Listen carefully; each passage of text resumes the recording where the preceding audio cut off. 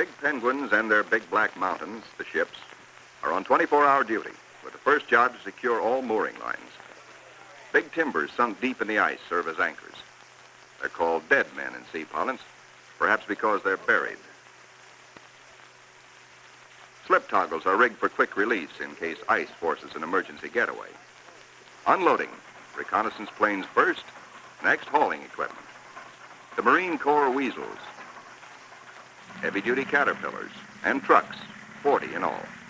Here are no port facilities, but the Navy shows its self-sufficiency as it did throughout the war in operating at sea without bases or with improvised bases. Here are no docks or roads, yet all freight aboard 3 heavily laden ships is hauled 2 miles over the ice up to Little America. Dogs next, a barking, tugging boatload of huskies. And the pups, growing fatter and bigger every day. All are happy with the welcome smell of snow in their nostrils. This is home. This is fun. But this is work, too, for time is short. The dogs must haul their share of the tonnage. Halt. Trouble ahead. Pressure ridges block the way inland to Little America. Even the largest caterpillars are stalled. The call goes out for dynamite crews, Navy's trained demolition teams, seasoned on enemy beaches. They must blast the 50-foot ridges, clear the way to meet the expedition timetable. The ridges are deep. The blasting takes hours.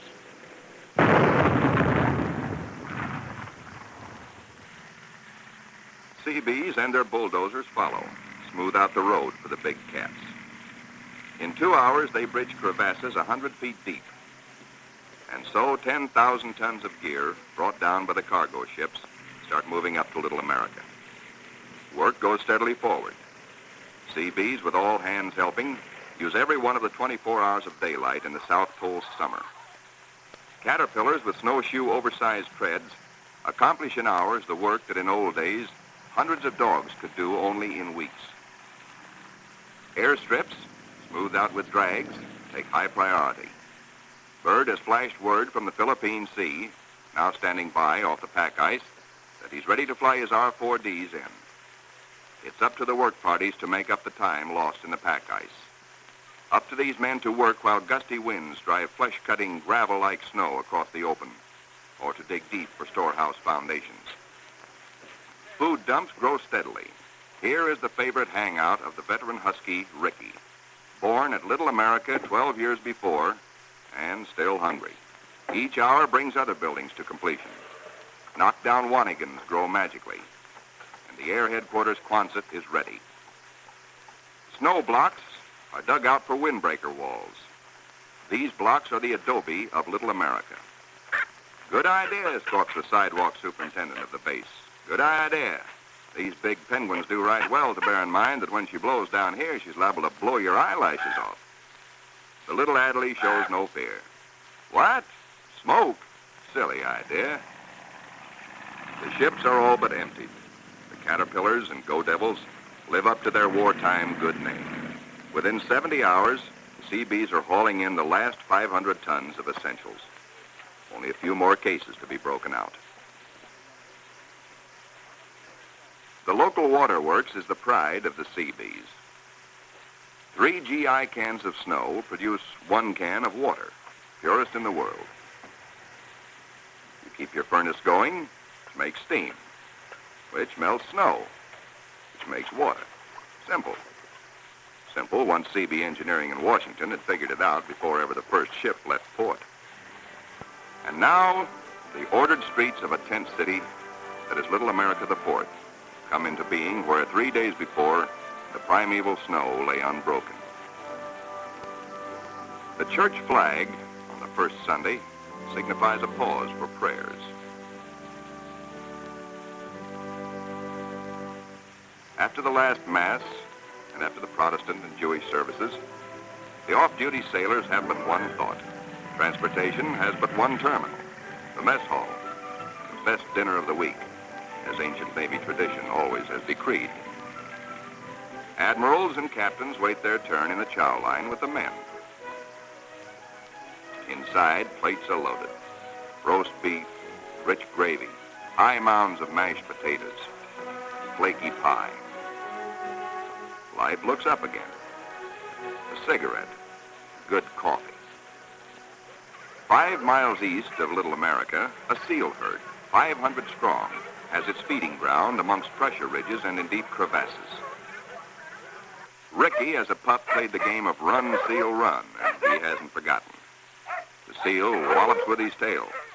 Ricky's 12-year-old teeth are not so good on the slippery, wet hide of the 600-pound Waddell. Mr. Seal decides he's had enough. He scuttles down his escape hatch to the water below. Chow time. The only seals killed are for dog meat, especially good because it insures against scurvy. The pups smell their dinner coming and let their handler plainly know they want it, right now. They're only a few months old and forever hungry. Yet soon they will be pulling more than their weight in the sledge traces. They like their meat red and will fight for it. The flagship flashes word by radio to the carrier Philippine Sea. Base ready, weather suitable. On the carrier, 6 planes, triple-checked, are ready for their moment of destiny. Admiral Byrd has given the pilots a final briefing. Everything depends on split-second timing. Pilots, man your plane. No 3,000-foot runway here. Only a scant 300 feet. Jet propulsion is their reliance. Crewmen attach jet containers, 4 to a plane. These JATO bottles are packed with flaming power. In the critical 10 seconds at takeoff, they give the kick-up of 2 added engines.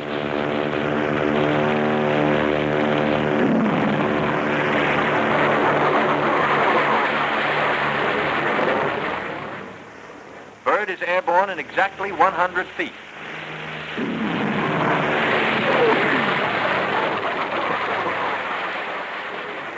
Admiral Byrd and his companion plane will try the 800-mile flight first. The others await his orders.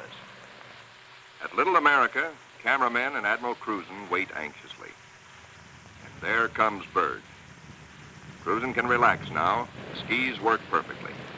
The carefully calculated drag of the wheels serves only to shoot up a plume of snow. Byrd greets his son, Dickie Jr., first, here following Dad's footsteps. They watch plane number 2 come in safely. Byrd tells Cruzen, good to be home again. Cruzen has urgent news. There's a terrific storm brewing, only 10 hours more of safe flying. Byrd radios the carrier, launch all planes as soon as possible. By midnight, the Philippine Sea has the remaining 4 planes ready. They must risk a takeoff in darkness before the terror of the storm strikes.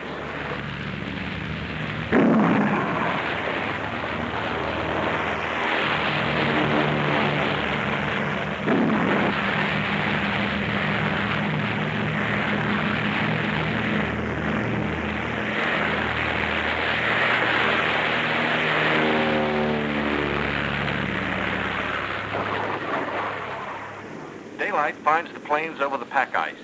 With frozen depth below and weather closing in, navigation becomes tricky.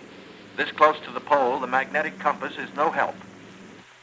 At the base, men scan the gray skies, looking, and finding only the blackness of the approaching storm, now visible to the east. If the planes don't make it within an hour, but in they come, one by one, to land in the last remnants of clear light. Each landing is the first on the ice for each pilot. These men are the first ever to fly big planes into the Antarctic. Or on previous expeditions, the planes were freighted in, assembled, and only then were they flown. These Navy and Marine Corps flyers have been bred on stormy going. Their long experience and, above all, the Navy's relentless training in all details brings them in, but with little time to spare. The blizzard hits, 100 miles an hour, scouring across the Sastrugi. In storms such as this, many brave explorers have died.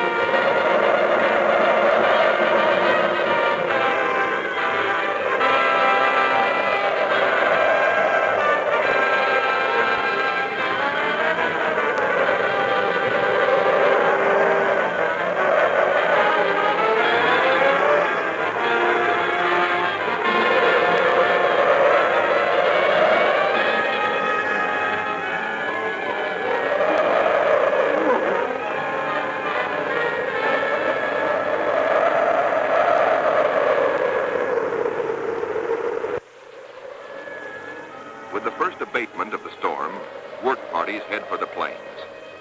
The blizzard is 40 hours old. The wind has become bearable. The expedition flight schedules are days behind. They must get the heaters going, clean out the frost. The Antarctic offers no quick machine service as on standard Navy airfields. Fuel for the heaters must be hand-dragged, hand-pumped, hand-fed, with the temperature far below freezing. The chow wagon, the never-failing CB tractor, gives the work parties a lift back to the mess tent for hot coffee, food, and warmth. Only the Navy, Marine Corps, Coast Guard, and Army cameramen who made this official record know the price they paid for these blizzard films. They covered the Pacific battles for posterity. This cold day, they froze their whiskers to make these first color films of an Antarctic blizzard. Little America digs out. The planes still stand on the line uninjured. Icicles and snow to be cleared off, but no plane blown away. Lashings held. Tent City intact proved out the technique of survival evolved by Byrd in a lifetime of exploration. Not one tent went down.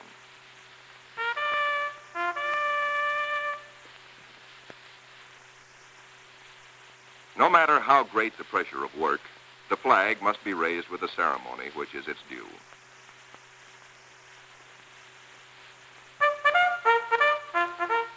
Admiral Byrd declares Little America IV in full operating commission. The Admiral and the party ride Weasels 12 miles south to visit his earliest camp, marked by the radio towers. Little America I, now 40 feet under the snows of 17 years. And above it, Little America II, 25 feet under the snows fallen since 1935. Captain Boyd, United States Marine Corps, ties on a safety line. While Admiral Byrd and 3 veterans of his previous expeditions watch, Boyd inches his carcass down the old ventilating hatch. It stood 20 feet in the air when it was put up 12 years before. He pokes a stick up as a marker for the main hatch. Now all hands, the Admiral included, will have a chance to go look-see. Below, the old-timers find a lantern that lights at once, and all manner of other gear. For here in Antarctica, there is no decay, no rust, no dust, not even germs. Fruits, vegetables, meats, all good after 17 years. Small wonder Byrd preaches that one day Antarctica may be the world's storehouse to keep the 7 years surplus for the 7 lean years. Byrd, bringing with him the old corn cob he'd forgotten in 1930, comes up last. He meets heavy going, but he makes it the hard way and seems to like it. Aboard the Mount Olympus, the Navy tries out one of the most important experiments assigned the expedition. Can men survive in freezing water? Men from Mars, members of a special underwater demolition team, wear the new cold water rubber survival suit. In contrast to these skylarking youngsters eating ice cream in the ice, men in ordinary clothing are paralyzed in 6 minutes and die very quickly thereafter. Yet these sailors, wearing only underwear beneath their survival suits, stay in half an hour and come up chipper and warm. On the sunny afterdeck of the Mount Olympus, the expedition's prize penguin catch, the big emperors, are living the life of penguin Rileys. They grow 4 feet tall, weigh up to 80 pounds, and are the only creatures who live throughout the year on Antarctica. Eons ago, they flew. In time, their wings evolved into swimming fins. Their deep feathers are the warmest known. Their feet, thick leather-like pads. On these, they lay their single egg and tuck it up within the body feathers for warmth, to hatch it. In captivity, they must have their vitamins. Keeping them alive for the return voyage is quite a problem, for their bloodstreams have no germ resistance. Their necks are ball-bearing. Strangely enough, the smaller captive penguins prefer their fish fillet. They won't eat live fish out of a pail. The rockhopper penguins are the clowns of the Antarctic, 20 inches high, cocky yellow eyebrows, sassy, and forever hungry. As the men find out, they'll eat their weight in fish every 3 days. The gathering of scientific data ranks high in expedition plans. Admiral Byrd says goodbye and good luck to an over-ice expedition which is to probe deep into the Rockefeller Mountains 300 miles southeast. Two LVTs hauling supply sledges strike out into the white darkness, their mileage checked by bicycle wheel counters astern. In the mountain rocks, they will seek minerals and ancient petrified vegetation. Hourly, they will record important aerological data. But exploration by plane has priority one. 1.5 million square miles are to be explored and mapped, and the oncoming winter soon will end flying weather. The wheels come off, for both takeoffs and landings on the ice must be made by skis alone, delicately balanced to feather in the wind, yet strong to stand the shattering shock of landings. Organized exploration on a scale hitherto undreamed of calls for precision timing. Each plane is serviced on exact schedule with 1,200 gallons of high-test gas and with preheated oil tested to function at 80 below. A pressure tank, especially designed for operations in deep cold, pumps the oil into the planes. Daily flights begin. Each plane has a definite sector to explore, a definite timetable, a definite radio report schedule. While the weather holds, flights operate around the clock. For emergencies, the LVTs cache provisions and fuel at the limit of their range. To aviators forced down, to rescue planes sent out to bring them in, these cairns may offer the one hope and may mean ultimate survival. 1,200 miles to the east, the Eastern Group vessels and planes are exploring the mysterious Phantom Coast. Aboard the destroyer Bronson, the commander of the Eastern Group, Captain George Dufek, makes an exploration voyage. He sails close in to Mount Erebus, 14,000 feet above the sea. It is the only known active volcano near the South Pole. Captain Dufek, his mission accomplished, returns to rendezvous with the seaplane tender Pine Island. Personnel transfers to the destroyer must be made by breeches buoy because of rough seas. This officer would probably prefer a boat. The deep roll in the destroyer's outward flaring bow forced the handling crew to wait for the exact moment to haul inboard, lest the man be dashed against the ship's side and killed. It is Captain Dufek's turn next. The line is set higher. The seas run stronger. The ships roll dangerously apart. The line slacks, then snaps taut and breaks. A 50-foot plunge downward. Dufek disappears. Away, lifeboat! Men jump to stations. Lower away. Hurry, hurry. 8 minutes in this icy water means death. Speed is the only hope. The boat sheers clear. Heads out fast to the rescue. Captain Dufek reappears. He has managed to inflate his life jacket.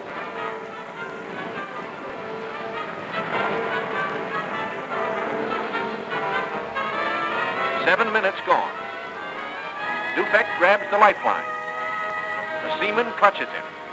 By a margin of seconds, he is saved. 1,500 miles west of Little America, the Currituck and her western group are off the Shackleton ice shelf, circling the Sunset Coast.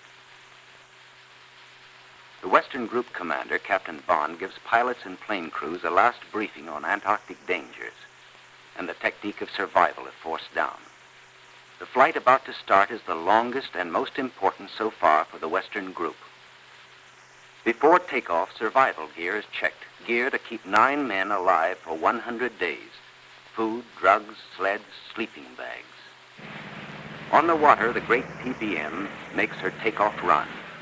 Her jet assist bottles blast. She lifts quickly into the air and circles the Currituck once. Jet assist bottles, their work done, are dropped and make a salvo splash. The pilot, Commander David E. Bunger, wipes his frosted windshield, a constant source of trouble in polar flying. He is over the Shackleton ice shelf, named for the great English explorer who kept returning to the Antarctic until death, so often escaped, kept its rendezvous with him. The smooth shelf roughens. Dark rocks, called nunataks, appear above the ice. Then rugged mountain ranges as far as the eye can see. Bunger leans forward in amazement. His eyes have caught a sudden and unbelievable change in scenery. The universal white is turned to chocolate brown, dotted with blue. A cameraman goes into action. 300 square miles of land without snow.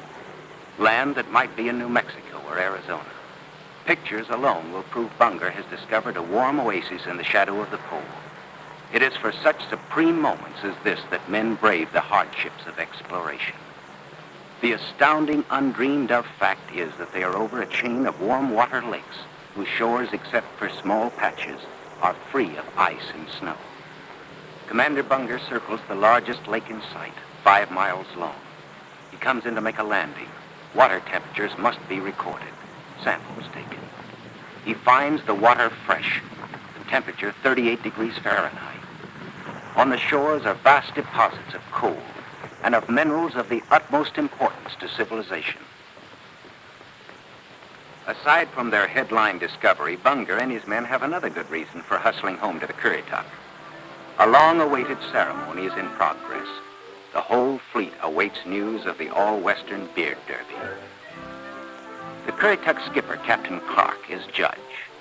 His salute of the day is right corner mustache, twist. The captain awards prizes to the winners, enlisted men and officers alike, the champions in the first Antarctic beard derby. To the most handsome,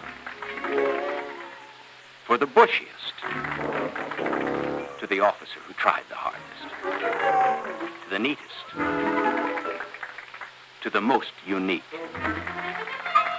to the red all-Currituckian, and to the one with the most sex appeal. At Little America, a warning sounds. The fleet is in sudden danger. It is being frozen in. It may be locked within the Bay of Whales. Here is the treacherous foe. If caught, the ships will be wedged against the barrier, crushed. Here will be the graveyard of the fleet.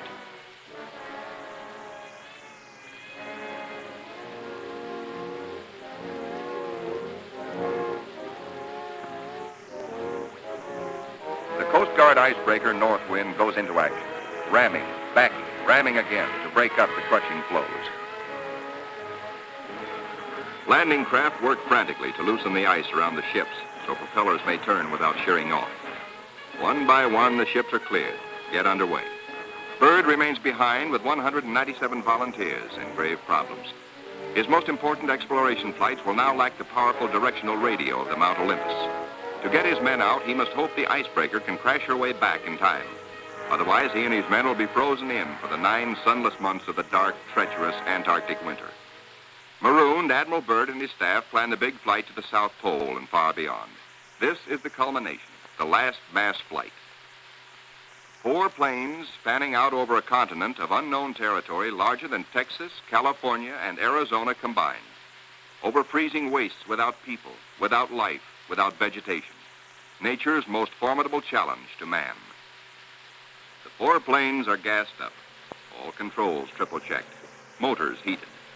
For they face cold as extreme as 60 below, unrelenting, murderous. Photographic units lead the parade of science to the planes. Each is a flying laboratory.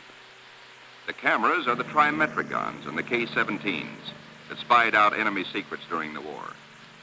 Now each plane carries 250 pounds of film to record some of nature's last great mysteries. The war's secret radar magnetic detectors are here too, bolted on like bombs. In war, their electronic impulses spotted minefields buried deep under the surface. Now they will read far below the ice, detect and identify minerals, coal, iron, precious ores. Byrd gets the words, "Ready, sir." He boards the leading plane, gives the command, "Take off." Crews hasten to rock the ships and thus free the skis frozen to the ice. Now all the work that has gone before, the planning, the task of preparing ships, of training men, the perilous voyage through the ice, now all of these investments of time and sometimes of suffering are come into focus. Takeoffs for non-stop flights over the desolate, danger-studded wastes of Antarctica. Flights of great distance, the equivalent of, back at home, winging non-stop from the Canadian border to the Gulf of Mexico. Aviation is all important in the Navy's Antarctic exploration, just as aviation is all important in a modern Navy that must be strong under and above the sea, as well as on it. Out over the shelf ice, Byrd leads his 4 planes in the long climb over pressure ridge areas, heading for the polar plateau, 10,000 feet up. Below are no landing fields. only deep crevasses. Pressure ridges 100 feet high. Instant destruction for a plane forced down. Byrd pioneered the first South Pole flight in 1929. He applies again the practice of constant vigilance, careful calculations that assured his earlier successes. Over this cruel country, Byrd flies today at 3 miles a minute. In earlier explorations, 3 miles in one day was frequently the utmost for Shackleton and Scott for Britain, Amundsen for Norway, and Byrd himself for America. The Beardmore Glacier, 200 miles long, 50 wide, 1,000 feet deep, who knows? Byrd checks position by the sun compass. The glacier signals the South Pole itself. Here, Byrd drops the flags of the United Nations, carefully boxed, a symbol of America's goodwill to all nations. Now, beyond the pole, Byrd focuses his cameras and magnetic detectors on land new to him and to all mankind. In eastern group waters, the seaplane tender Pine Island swings out a plane, listed on the fleet's roster as Mariner George 1. Crew members look out. No shadow of coming disaster troubles their young faces. Captain Caldwell, observer. Lieutenant J.G. Frenchy LeBlanc, pilot in command. Lieutenant J.G. Bill Kearns, co-pilot. Ensign Lopez, navigator. And a crew of 5 take off to map the treacherous Phantom coast.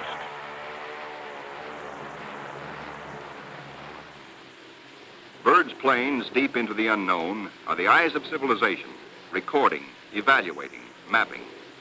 Plateaus, mountain ranges with peaks 20,000 feet above sea level. The trimetric lenses, clicking overlapping exposures every 3 seconds, photograph from horizon to horizon. Coal, a mountain of coal.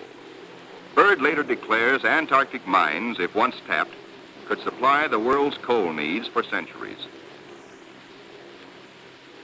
These official motion pictures can give only a cross-section of the miles of photographic records accumulated on this expedition by the Navy.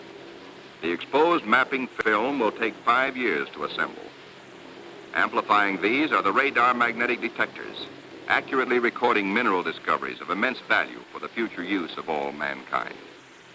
England, Norway, South Africa, Australia, New Zealand, South American countries, and Soviet Russia are claiming Antarctic territory.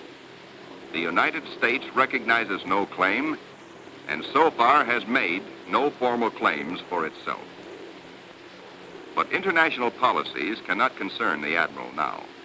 His duty is to keep his flying laboratories functioning, to fulfill his dream of a lifetime. The word "gas half gone, sir," comes from the engineer tabulating fuel tank readings. Byrd radios his pilots, return to base. By the third leg of their triangular course, the planes head back for Little America. Byrd's plane takes the widest swing fuel permits as the lenses of the trimets continue recording new territory. This is the last big flight. Byrd is determined to record the maximum possible. One by one, the planes swing in over Tent City. Flight operations checks them in and safely down. Plane 2, plane 3, plane 4. But not plane 1. Byrd's plane is yet to be accounted for. Byrd is missing. Out over the ice, Byrd is in trouble. His starboard engine is cutting out, now stops. His one remaining engine is losing power. The altimeter needle starts dropping down. The plane is losing altitude. All 4D1 to base, all 4D1 to base. Position Q5, engine out, losing altitude. The base prepares for rescue operations.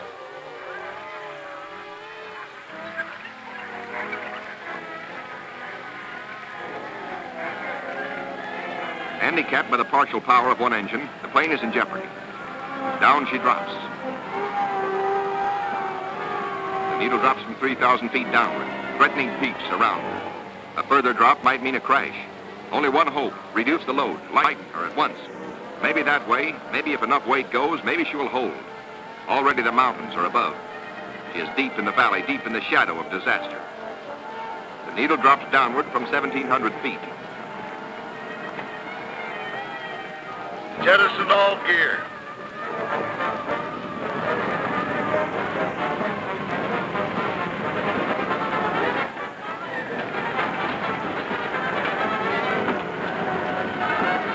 Only the precious films and records are saved.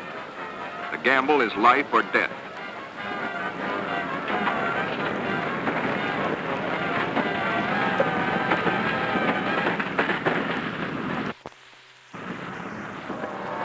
The altimeter levels off at around 900 feet.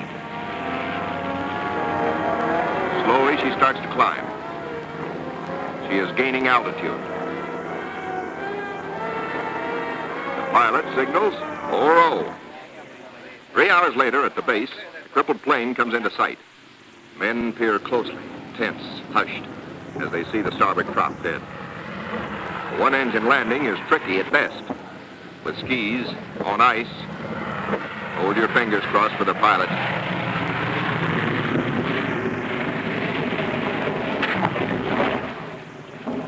Safe, safe, good going. The greatest exploration flight of all history has ended in success. The flight beyond the South Pole. The flight beyond imagination. But over the Pine Island with the Eastern Group is the shadow of tragedy. Captain Dufek flashes the word by radio. To Eastern Task Group. From Task Group Commander, Mariner George 1 overdue. This group commence standard search and rescue operations immediately.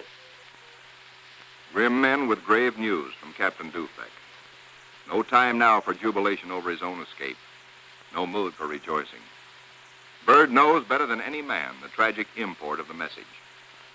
In the freezing danger of the Antarctic, seconds are hours. Minutes are days. Every resource of the expedition must be mobilized instantly. All planes must take the air. All men stand alert for emergency duty. Over the ice pack, above the open sea, across the barrier. Mariner George 1 is down with men. No radio signals coming through. That means a crash. Search, search, search. Wherever the plane is, it must be found. For maddening, anxious days, fog shrouds the area where the accident most likely took place. Men are frantic, yet daily at their own request, at their urging, in fact, the crew of the Pine Island gathers for prayer service. On the 13th day, the weather breaks clear. Captain Dufek sends another PBM into the area heretofore shrouded in fog. At last, in clear visibility, the pilots and men scan water and pack ice along the Phantom coast. Wherever they are, the 9 men of the George 1 have been lost almost 2 weeks. Hope is thin. 5 hours out, Commander Howell, the pilot, spots smoke. A signal fire. Some are alive down there. How badly hurt? How many live? The George 1 smashed. The wreckage scattered, some of it burned. And a message on the wing. Lopez, Henderson, Williams, dead. No seaplane can land on the ice. Can the survivors reach open water? Howell must drop a message. We'll land Barrier's Edge 10 miles north. We'll drop flags to mark trails. If you can walk it, form circle. If not, form line. Howell knows the gravity of the decision Captain Caldwell must reach. But if the men can walk, a day may be saved. A precious day for the injured. Howell flashes the news. Captain Dufek gets the word and gives it to the Pine Island by loudspeaker. Attention all hands.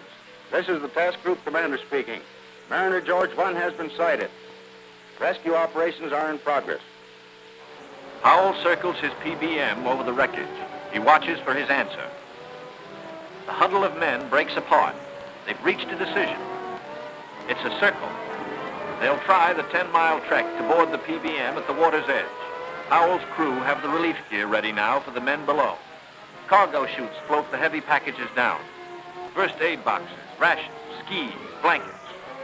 For men hungry, cold, hurt, and losing hope, the chutes are as lovely as shining stars. Symbols of life restored, of return to families who've been waiting and praying. Now to mark the trail. The PBM's crew have hundreds of flags, each weighted to land and stay upright. If fog should again close in on this desolate coast, there must be no second disaster, no wandering from the road to rescue. The survivors follow the trail markers. 5 able to walk, 1 on a sled, 10 miles to go. These men are marching out of the shadow of death into the sunshine of life. Aboard the rescue plane, ready to leave the barrier edge, the survivors, 6 thankful men, jerk out their story in bits and flashes. How Henderson, Lopez, and Williams died in the crash and explosion when they smashed up in milk bowl visibility. How they found scattered cans of food, a stove, and fuel to keep it going, and one tube of sulfur tablets, just enough to keep Frenchy LeBlanc, their gravely injured pilot, barely alive. Proudly, they tell how Captain Caldwell consulted them all in dividing their little food, how he kept watch, inspired their faith, and how they prayed as men always do when there is no other hope but prayer. Bill Kearns, co-pilot, grins hello. First off is Frenchy LeBlanc. Corpsmen carry him tenderly in a Stoke stretcher. Moore and Robbins pulled him out of the blazing nose of the plane, but his back, hands, and face suffered third-degree burns, and in the Gethsemane of waiting for rescue, both legs were frozen to the knees. Amputation is inevitable, but he will live. The ship's company of the Pine Island greets their skipper, Captain Caldwell, observer on the flight.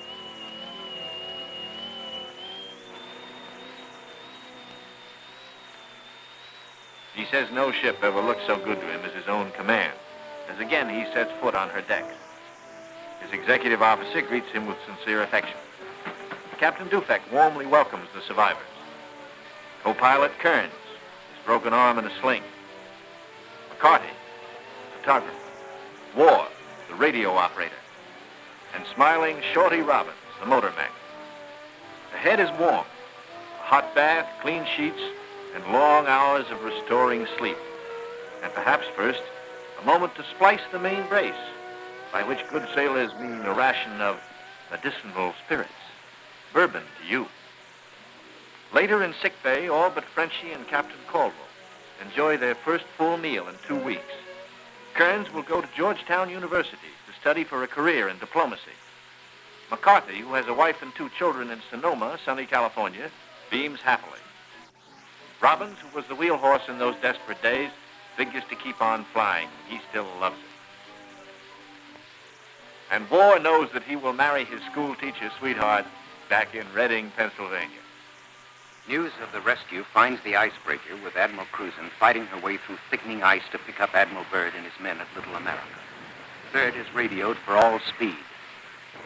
At the base, the Admiral supervises Operation Secure.